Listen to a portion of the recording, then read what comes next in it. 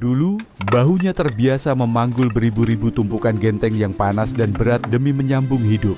Siapa sangka, tangan yang dulunya penuh debu tanah liat itu, kini menjadi ketua Yayasan Pendidikan Dasar dan Menengah atau YPDM Pasundan. Dialah Profesor Dadang Mulyana. Anak kampung ini, dari kuli genteng, kini menjadi profesor. Kedengarannya mustahil, tapi beliau membuktikan dengan belajar yang tekun adalah jembatan paling ajaib untuk anak desa. Video kali ini, kita akan bongkar rahasia perjuangannya, air matanya, sampai titik baliknya bisa sukses menjadi guru besar di Fakultas Keguruan dan Ilmu Pendidikan Universitas Pasundan. Diajak kuli panggul kenteng. Saya adalah anak desa yang dilahirkan di salah satu desa yang ada di Kabupaten Majalengka. Satu desa di saya, jangankan ke perguruan tinggi, studi sampai ke SLTA pun tidak ada, karena mereka lebih orientasi pada membangun ekonomi. Lulus SD mereka berkeluarga, lulus SD mereka ada yang dibelikan mobil, ada juga yang belikan traktor. Kalau keluarga saya karena keluarga pas-pasan, keluarga miskin juga tidak, kaya juga tidak, tapi cukup untuk makan, maka orang tua saya mendorong untuk terus sekolah. Nah, dengan seadanya saya dari SD masuk ke SMP, SMP saya masuk ke pelayaran. Mengapa saya harus masuk ke pelayaran? Karena cita-cita dari kecil saya ini ingin menjadi tentara. Apa yang menjadi daya tarik saya menjadi tentara? Itu bukan karena prospek tentara ke depan akan lebih bagus.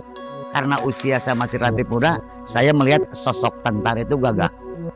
Maka melihat seragam pelayaran putih-putih, dalam pikiran saya itu, wah ini angkatan laut, saya daftar ke pelayaran di Tegal. Ya, 1.800 peserta tes, 200 yang diambil, alhamdulillah saya termasuk salah seorang yang dinyatakan lulus. Itu ikatan dinas. Tepatnya di Jalan Martoloyo, PO Box 28, Kota Tegal. Di situ saya masuk pendidikan. Nah, karena background orang tua saya itu awalnya tentara. Kemudian karirnya berakhir di guru. Nah, setelah saya tahu ternyata di pelayaran itu bukan untuk menjadi tentara, saya keluar secara resmi mengundurkan diri. Nah, saya masuklah ke SPG, Sekolah Pendidikan Guru. Disitulah saya mulai berpendidikan menjadi guru. Akhirnya ke Fakultas Pendidikan, berkiprah menjadi dosen di Fakultas Pendidikan. Alhamdulillah dengan kerja keras, dengan penuh ketekunan, dengan penuh kesabaran, seizin Allah, alhamdulillah saya dipercaya oleh Allah, dipercaya oleh pemerintah menyandang predikat jabatan fungsional guru besar. Ya memang pasti itu harus. Jadi profesor sebagai jabatan fungsional dalam profesi dosen, saya tetap harus tekuni.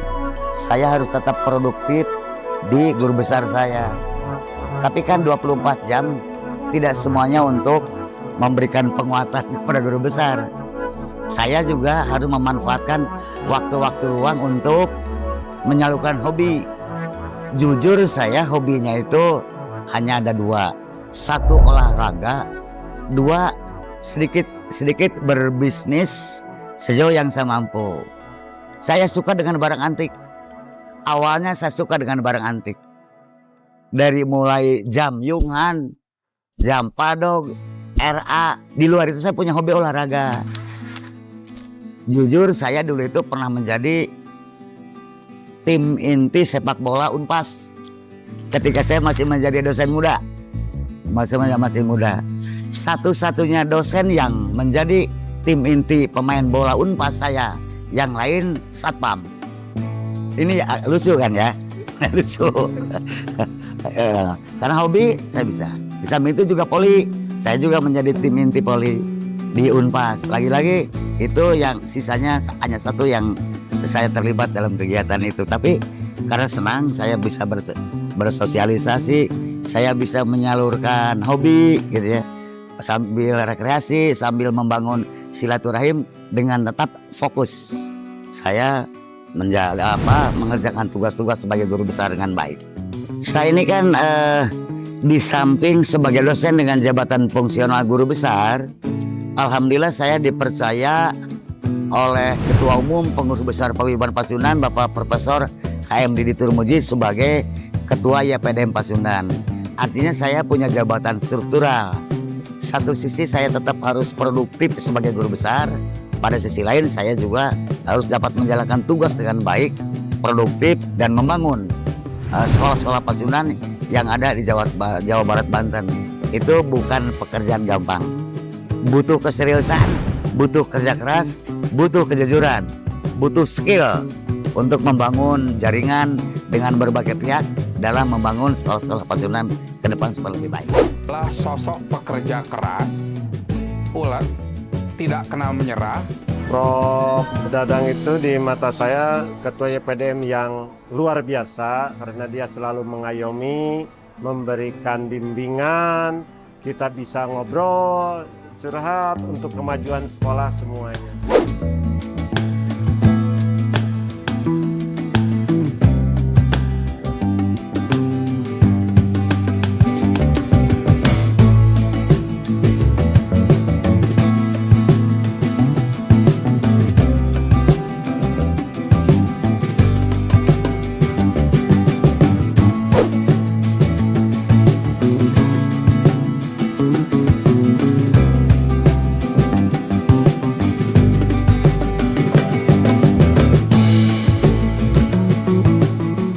Tantangan saya sebagai guru besar, di samping yang tadi sudah saya sebutkan, karena saya dipercaya oleh Bapak Profesor HM Didi Turmuji MSI untuk memegang ketua yayasan yang membawahi 118 sekolah Pasundan di Jawa Barat, satu sisi.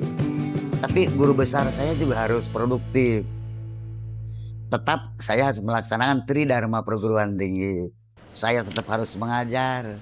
Saya juga harus melakukan penelitian. Saya juga harus melakukan pengabdian masyarakat. Saya pernah melakukan penelitian ketika penelitiannya itu dipresentasikan di Korea. Nah, penelitiannya memang saya memadukan antara budaya Sunda dengan pendidikan karakter. Karena ini harus masuk jurnal internasional, jadi saya meneliti bagaimana budaya Sunda itu mampu membangun karakter bangsa melalui budaya-budaya Sunda. Salah satu contoh dalam Islam diajarkan bahwa orang tidak boleh mencuri. Nah, dari 36 butir Pancasila, sila pertama terutama, sila ketuhanan yang maha, mengambil milik orang lain tanpa permisi atau mencuri itu juga tidak boleh. Ya. Maka budaya Sunda muncul dalam peribahasa, mipit kudu amit, ngalah kudu menta. Itu artinya apa? Ketika kita akan mengambil milik orang, itu harus permisi dan harus seizin, alias tidak mencuri. Itu sangat relevan sekali sebetulnya. Saya coba angkat itu dalam sebuah penelitian, kemudian penelitian saya dipresentasikan di Cina, ya. Alhamdulillah itu terpakai untuk mengumpulkan kumulatif untuk ke guru besar. Di antaranya itu saya melakukan penelitian. Itulah pentingnya manusia, maka lari kepada agama. Guru besar harus bisa membedakan mana jangkauan agama, mana jangkauan logika. Jadi logika itu tidak akan bisa menembus semua hal yang terjadi di dunia. Ada bagian-bagian tertentu, ada peristiwa-peristiwa tertentu hanya bisa dijelaskan dengan akidah dan keyakinan.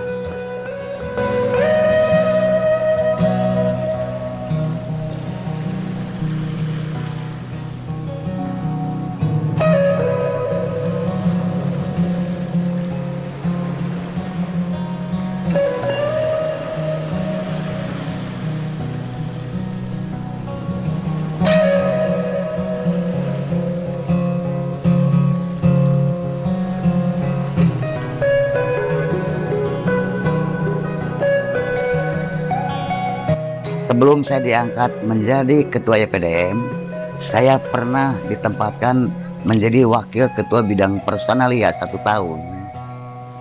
Kemudian Saya juga pernah menjadi PLT kepala sekolah di SMA 1 Bandung. Saya dipercaya menjadi ketua YPDM sejak tahun 2020, berakhir di tahun 2025. Satu periode. Kemudian kemarin saya juga dipercaya untuk periode yang kedua kali. Alhamdulillah sejak tahun 2020,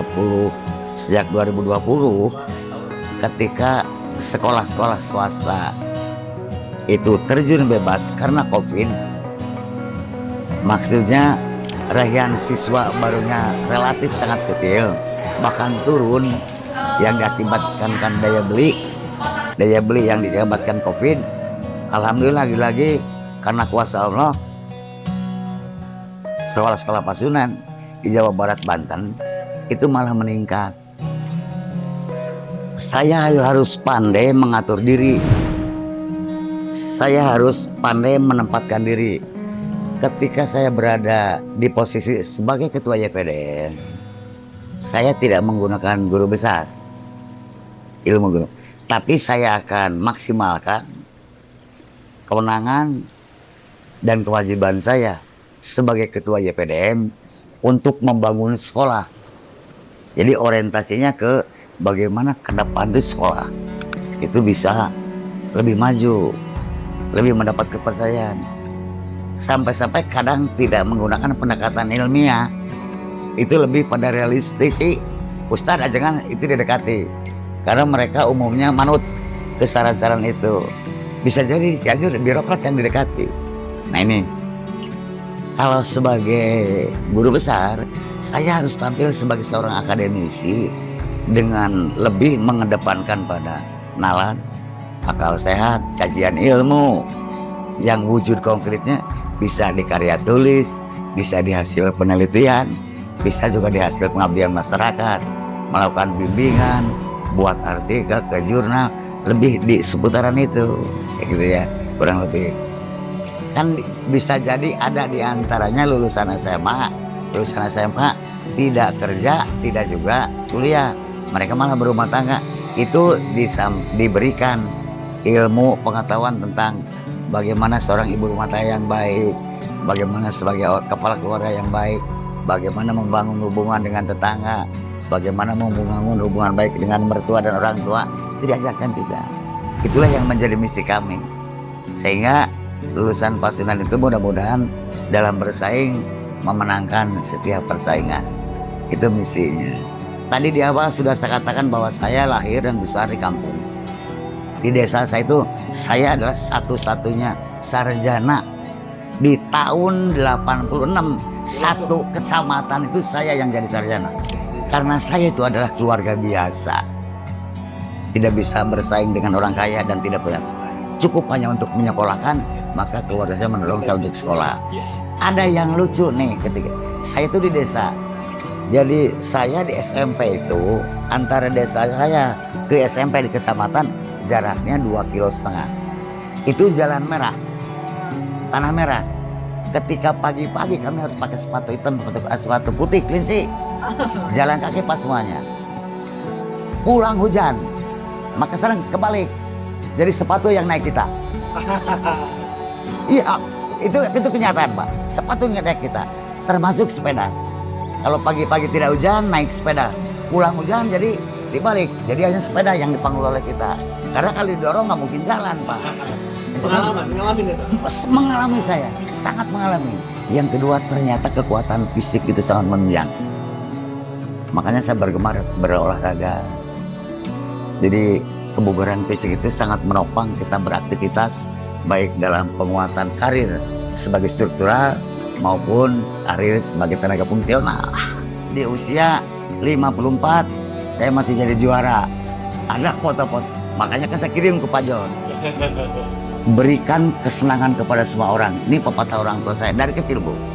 Namun dialih bahasakan, berikan kesenangan kepada semua orang jika mampu. Jika tidak, minimal tidak menyinggung perasaan. Saya pernah mengalami mendapat perlakuan istimewa itu 3 kali Bu. Ketika di SPG saya itu ngontrak Pak, ngontrak rumah. Pulang ke kampung itu sebulan sekali. Hari Minggu kami biasanya pertandingan bola ke tiap-tiap daerah dalam rangka perbaikan gizi. Karena sini suguhan, main bola suguhan makan. Kalau ngontrak kan seadanya. Sekali waktu tidak ada kegiatan itu, diajak kuli panggul kenteng di Jatiwangi. Libur Pak, libur selama seminggu. Saya coba mau kenteng. Ternyata lagi berikan kesenangan kepada semua orang. Kalau tidak mampu minimal, kalau mampu, kalau tidak minimal jangan menyinggung perasaannya. Itu pemilik pabrik, saya diupah sama dengan kuli kenteng, tapi saya diajak-ajak jalan mancing. Oh iya, buah itu. Yang kedua, Bo, waktu di SUPN, waktu di pelayaran itu 3 bulan darat, 3 bulan di laut. Saya mendapat giliran 3 bulan di darat. Itu pendidikannya persis sama persis. Bisa lebih berat dari itu. Kalau itu lulusan SMA, jeng ukuran Bu, lulusan SMP nenggelan adik-adik. Jadi jam 7 itu masuk ruang neraka. Ditempelengan luar biasa karena pelaut. Awalnya sakit fisik, sakit hati mah enggak ada, itu pendidikan. Sakit fisik 3 hari Pak, nggak pernah nangis. Malam sekitar jam 10 mati, lampu dimatiin di belakang. Well, saya, kamu masuk ke ruangan saya. Dalam pikiran saya, udah saya mati di sini nih. Kakak kelas Pak, udah mau masuk, lalu mati kan? Tanya. Di situ sudah ada goreng singkong, namanya bodin kata orang Jawa. Dan makan kamu bodin. Wah ini uji nih. Oh enggak Kak, makasih Kak. Jangan kita makan bodin kan dibawa ke udah pasti hancur saat siksa di situ. Udah. Tahu-taunya ujungnya apa Bu? Terus terang kamu itu kayak adik saya. Makan. Ya baru mau saya. Baru mau Pak. Baru mau. Maksud saya bisa jadi karena kita selalu hubungan baik dengan orang. Nggak pernah wakut semua punya. Saya kira ini penting Pak. Bagi generasi berikutnya itu menjadi sangat penting ke kita menjalin hubungan dengan semua orang. Apalagi kita memberikan kesenangan. Karena kita akan membuka karir ke depan lebih bagus. Dan yakinilah semua apa yang kita lakukan akan kembali pada diri. Saya punya keyakinan kuat itu. Anak sekecil itu berkelahi dengan waktu demi satu impian yang kerap ganggu.